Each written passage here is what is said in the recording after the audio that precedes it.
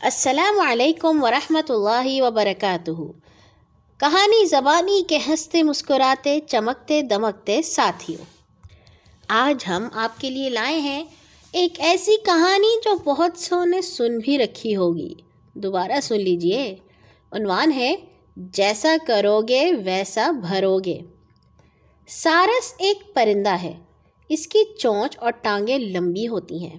ایک دفعہ کا ذکر ہے کہ ایک سارس اور ایک لومڑی میں دوستی ہو گئی۔ ایک روز لومڑی نے سوچا کہ سارس کا مذاق اڑانا چاہیے۔ اس نے سارس سے کہا، بھائی کل ہمارے ہاں کھانا کھانا۔ سارس نے کہا، آپ بڑے اچھے دوست ہیں، میں ضرور آؤں گا۔ جب سارس لومڑی کے ہاں گیا تو دیکھا کہ اس نے چوڑی چوڑی پلیٹوں میں شوربہ ڈال رکھا ہے۔ لومڑی کے لیے تو ان پلیٹوں میں سے شوربہ کھانا کچھ بڑی بات نہ تھی۔ وہ لگی چاٹنے، مگر بیچارہ سارس کیا کرتا؟ وہ لومڑی کی دیکھا دیکھی شوربے میں ٹھونگے مارنے لگا، مگر خاک بھی پلے نہ پڑا۔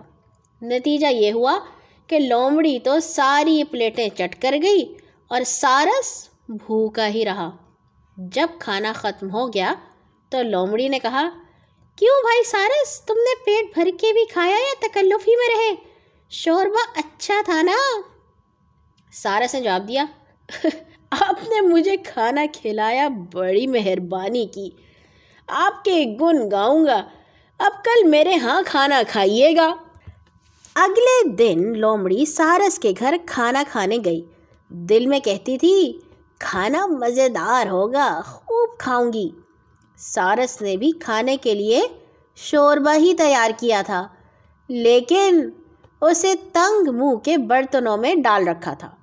جب دونوں دوست کھانے لگے تو سارس نے برتن میں اپنی لمبی چونچ ڈال کر شوربہ پینا شروع کر دیا۔ لومڑی اپنا منہ برتن میں ڈال ہی نہ سکتی تھی۔ وہ برتن کی طرف گردن اٹھا کر دیکھتی رہی اور اپنا سا منہ لے کر رہ گئی۔ جیسا کرو گے ویسا بھرو گے۔ کل آئیں گے ایک اور نئی کہانی کے ساتھ انشاءاللہ۔ ہر نماز کے بعد اپنے لیے اور تمام مسلمانوں کے لیے دعا کرنا مت بھولا کیجیے۔ اللہ حافظ۔